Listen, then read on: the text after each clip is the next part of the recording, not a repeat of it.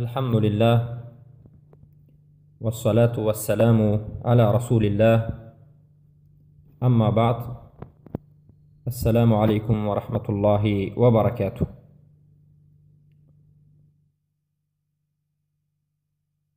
امروزها بسیار انسانها را دیده می شود که زمانی که حدیث بر اونها رسید می گویند که این حدیث را ما قبول نداریم، یا میگن این حدیث ضعیف است، گرچه که حدیث صحیح باشد. وقتی که از اونها پرسیده می شود که این حدیث صحیح است، ثابت است، از رسول اکرم صلی الله علیه و سلم روایت شده است، مرفوع هست، سندش اتصال است، میگویند که این حدیث با قرآن ضدیت دارد و ما قرآن را میگیریم. که البته این سخن به نهایت خطرناک است، سخن اهل بدعت و فرقه ضلالت زده است. و البته بعضی از برادران از سبب جهل و نافهمی و بی‌علمی این سخن را میگویند، چرا که اونها بین قرآن و سنت یا که بین نصوص ها جمع کرده نمیتوانند. علم اصول فقه، علم اصول فقه یکی از مهمترین علم ها برای فهمش نصوص قرآن و سنت است، در اونها وجود ندارد. پس جواب ما بر این برادران این است که اولا این گفته خطرناک است و این چنین رویش که من فقط قرآن را میگیرم، حدیث صحیح باشد هم وقتی که به قرآن زید آمد من نمیگیرم، این سخن از زبان یک انسانی عادی و طالب علم خطرناک است و این چنین سخن جایز نیست. چرا که بسیار چیزهایی هست که شما فکر میکنید که این حدیث یا یک چیزی دیگر به قرآن مخالف است، در حالتی که علما این را مخالف نگفتند، ضد نگفتند. این ضدیت به عقل کوتاهی خود همون انسان است. پس همچنین سخنها میگویند و سنت را ترک میکنند و قرآن را میگیرند به نظر خودشان. بمانند چی؟ بمانند این که ما گفتیم مسح کشیدن به مسیح به حدیث های متواتر ثابت شده است و این چنین مسح کشیدن به بالای پیپاق تور نسکی از امام احمد روایت کردیم و ابن منذر و ابو داود که زیاده از 8 تا 13 صحابه این مسح را قبول کردند، 4 مذهب، و این چنین ابن حزم، ابن القیم، شیخ الاسلام تیمیه، احمد شاکر و تمام علمای عصر حاضر، یا که اکثر علمای عصر حاضر مسح کشیدن را به پیپاق تور جایز گفتند. وقتی که این حدیث های ثوبان، حدیث ابی موسی اشعری و حدیث مغیرة بن شعب، این حدیث ها وقتی که با کلام صحابه و با این سخنهای علما به یک برادر رسید، برادر گفت من قرآن را میگیرم. در قرآن آمده است در سوره مائده که آیه 6 فاغسلوا وجوهکم و ایدیکم الى المرافق وامسحوا برؤوسکم و ارجلکم الى الكعبین، یعنی طرز نمود طهارت کردن را الله بیان کرده است و گفته است که پایهایتان را بشویید. برای همین میگه ما فقط شستن پای را قبول میکنیم، مسح کشیدن را قبول نداریم. البته این سخن غلط است، سخن اهل بدعت است. اولا ما میگوییم که سنت رسول اکرم صلی الله علیه و سلم مثل قرآن است. وقتی که سنت صحیح شد این مثل قرآن است. چخیلی که رد کردن قرآن کفر است، رد کردن حدیث صحیح کفر است. چخیلی که قرآن وحی است از جانب الله آمده است، سنت هم وحی از جانب الله آمده است. خیلی که الله رب العزة والجلال در قرآن عظیم و شان میگوید: اعوذ بالله من الشیطان الرجیم إنا نحن نزلنا إليك الذكر لتبين للناس ما نزل إليهم. ای محمد صلی الله علیه وسلم، البته ما بر تو ذکر را یعنی قرآن را نازل کردیم. الله میگه که ای محمد ما به تو قرآن نازل کردیم. میبخشید اینجا البته الله میگه که إنا نحن إليك الذکر، ای محمد صلی الله علیه وسلم ما بر تو ذکر را نازل کردیم تا که به مردم شرح بدهی آن چیزی که به اونها نازل کردیم. یعنی ما به تو سنت را نازل کردیم، سنت را هم دادیم تا که به مردم قرآن را تفسیر نمایی. علما میگن این آیت 100% دلالت میکند که سنت رسول اکرم صلی الله علیه و این وحی است و این از جانب الله است. چرا که الله میگه ای محمد ما به تو ذکر یعنی سنت را وحی کردیم، نازل کردیم تا که قرآن را به مردمت شرح بدهی. یعنی قرآن به سنت کامل میگردد. قرآن به سنت کامل میگردد. کسی که میگوید که من فقط قرآن را میگیرم و سنت را نمیگیرم، چرا که در بعضی حالت ها سنت معارض قرآن آمده است، البته این سخنش غلط است و باطل است و البته این منهج خوارج است. خوارج ها سنت رسول اکرم صلی الله علیه و سلم را در بسیار حالت ترک کردند و تنها قرآن را چنگ زدند. بارک الله فیکم. و دلیل دیگر این باز سخن الله رب العزة والجلال است که الله میگه و ما ينطق عن الهوى ان هو الا وحی یوحى. رسول اکرم صلی الله علیه و سلم از هوا و هوس یعنی از نفس خودشان نطق و سخن نمی کردند، بلکه هر یک سخنی که می گفتند این وحی بود که از جانب الله وحی شده بود. سخنهای رسول اکرم صلی الله علیه و سلم در مسائل دینی، البته تمام سخنهایی که گفتند همش وحی از جانب الله رب العزة والجلال است. علما میگن مطلقاً سخنهای رسول اکرم صلی الله علیه و وحی است. البته بعضی از علما میگن در مسائل دینی. و این چنین آیت دیگر آمده است: و ما آتاکم الرسول فخذوه و ما نهاکم عنه فانتهوا. و این چنین حدیثی صحیح و آشکار 100% آمده است در مسند احمد بن حنبل و در سنن آمده است که پیامبر صلی الله علیه و آله میگن الا انی اوتیت الکتاب و مثله معه، الا انی اوتیت القرآن و مثله معه. آگاه باشید که هر آینه بر من کتاب داده شد و این چنین مثل کتاب با همراهیش چیزی دیگری داده شد. هر آینه آگاه باشید که من قرآن داده شدم، یعنی الله به من قرآن را داد و با همراهی قرآن این چنین سنت داد. الله اکبر. این گفته رسول اکرم صلی الله علیه و سلم دلالت میکند که قرآن و سنت چیزی از همدیگر جدا نشونده هستند، چیزی که از همدیگر هیچگاه جدا نمیشوند. و بعد از این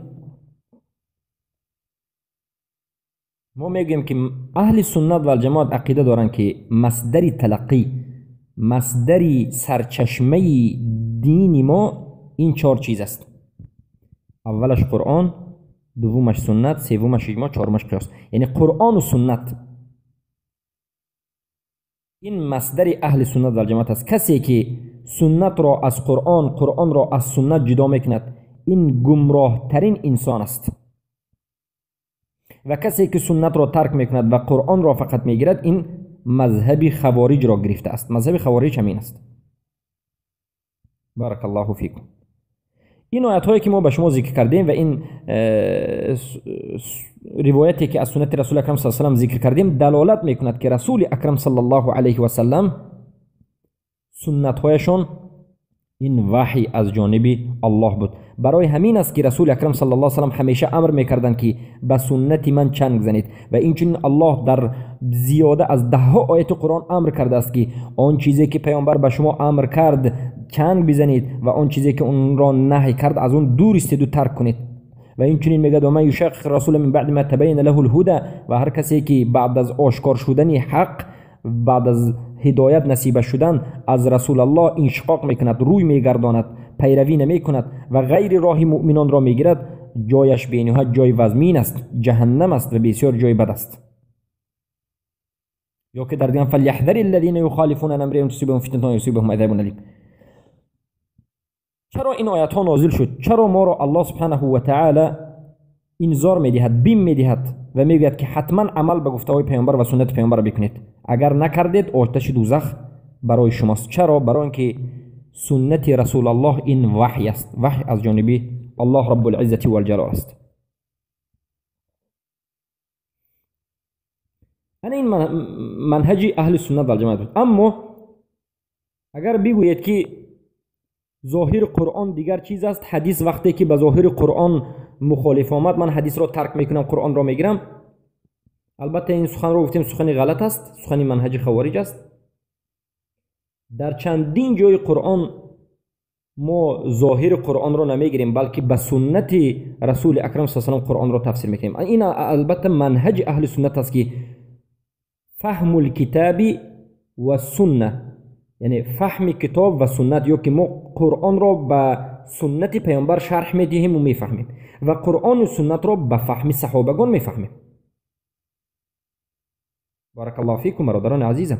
انمین ما را از اهل بدعت جدا میکرد. اهل بدعت می آیند خوارج، معتزله، اشعری، ماتریدی، رافضه، کسی نباشد مرجئه، می آید یک آیت قرآن را میگیرد به فکر خودش صحبت میکند، حدیث را کی خواست رد میکند، کی خواست قبول میکند، به فکر خودش صحبت میکند. اما ما اهل سنت و جماعت این طور نمیکنیم. ما منهج داریم، ما قاعده داریم، ما راه داریم، ما علما داریم، ما پیشوا داریم که پیشوای ما محمد صلی الله علیه و آله، علمای ما صحابگانند. ما می آیم به قرآن نظر میکنیم، وقتی که قرآن را نظر کردیم بعد از این به سنت نظر میکنیم، به سنت رسول الله که نسبت همین آیه قرآنی که ما خوندیم رسول الله چی گفتند، چگونه شرح دادند، و بعد از این به صحابگان نظر میکنیم که صحابگان به همین آیه قرآن و به همین سنت رسول الله چگونه عمل کردند و بعد از این عمل مینماییم. خود به خود ما قرآن را گرفته از خودمان فکر و اندیشه کرده تعارض و غیر تعارض نمیگوییم. باید نظر کنیم به چندین آیه های قرآن که اگر ظاهرا نظر کنیم غلط میفهمیم. آیه در سوره بقره آمده است در مسئله ماه مبارک رمضان، وقتی دهان بندی و دهان گشایی. الله سبحانه و تعالی میگوید که وکلوا واشربوا حتى يتبين لكم الخيط الابيض من الخيط الاسود من الفجر ثم اتموا الصيام الى الليل. یعنی بخورید و بنوشید در ماه مبارک رمضان، سحری وقتی که خستید بخورید و بنوشید تا همان زمانی که رشته سفیدی از رشته سیاهی شب جدا کرده آشکار کرده شود. یعنی تا روز شدن بخورید، تا زمانی میبینید که روز شده است بخورید. معنای آیات همین است. برای همین یکی از صحابگان خیلی که در حدیث صحیح آمده است، حدیث متفق علیه هم والله اعلم هست، یعنی حدیث در سنن انیق آمده است، در مسند احمد هم آمده است. یکی از صحابگان این آیات را بعد از نازل شدنش تلاوت کرد و با ظاهرش این آیت را گرفت، سنت رسول الله را نسبت این نفهمید، رفت خواب کرد و پگاه روزی خست، دو لخته، یک لخته سیاه و یک لخته سفید را به زیر بالینش گذاشت. میخست میدید که کدام از اونها آیا فرق کرده میتواند یا نمیتواند، یعنی رشته سفید سیاهی را از هم دیگر فرق کرده میتواند یا نمیتواند.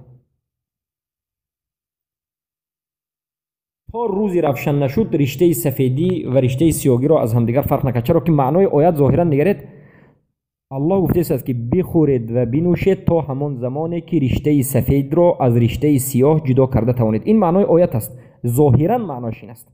اما ما به سنت گفتیم که این دلالت به سفیدی شب و روز میکند. اما ظاهر قرآن را وقتی که میگیرید سنت را نمیگیرید. خیلی که این صحابه گرفتند به زیر بالینشون یک لخته سیاه و یک لخته سفید گرفتند، میگویند که تا روز نشد هر دو این از همدیگر جدا کردن نتوانستند. وقتی که جدا کردن روزی روشن شد، به نزد رسول الله آمدند و گفتند که ای رسول الله به این آیت قرآن خواستم که عمل نمایم، اما روزی روشن شد. تا روزی روشن مگر خوردن و آشامیدن جایز است؟ رسول الله گفتند ای صحابه، ای مؤمن، تو چنانه که این قرآن را فهمیده این طور نیست. معنایی که تو فهمیده این چنین معنا ندارد. معنایش رشته سفید و رشته سیاه، یعنی سفیدی این رشته پگاهی روزی سفیدی که از طرف شرق میبرد و رشته سیاه به معنای یک رخت سیاهی شبانه است. ببینید ما در اینجا ظاهر قرآن را نه بلکه به سنت رسول اکرم صلی الله علیه و سلم قرآن را شرح میدهیم و میفهمیم. بارک الله فیکم. و این چنین در بسیار مسئله بیاید نگریم به زنهایی که برای ما به زنی گرفتنش حرام است. الله رب العزت و الجلال در یک آیت همه اون زنهایی که برای ما حرام است، یعنی نکاح کردن و به زنی گرفتن حرام است، بیان میکنند. میگه مادرهای شما، خواهر شما، البته دخترتون، بعد از این دختری خواهر یا برادرتون، و بعد از این می آید مادری عروستون، خواهری عروستون، یا که اصلا خواهرش رو ذکر میکرد. در اینجا عموما در این آیت 2 نفر را یا 3 نفر را الله رب العزت و الجلال ذکر نمیکند که قرآن سنت ذکر میکند. عمه زن و خاله زن و خواهر زن. یعنی اگر شما بگویید که من فقط به همین قرآن عمل میکنم، به سنت رو نمیگیرم، برای اینکه سنت مخالف قرآن برآمده ایستاده است، در قرآن گفته نشده است، شما میگویید که یعنی یک زن رو گیرید، بعد از این همون زن به بالای زن دویم زن که میگیرید عمه همون زن باشد، یا سیوم زن خاله همون زن باشد، یا خواهر همون زن باشد. حالا که رسول اکرم صلی الله علیه و آله این چیز رو بیان کردن در قرآن نیست.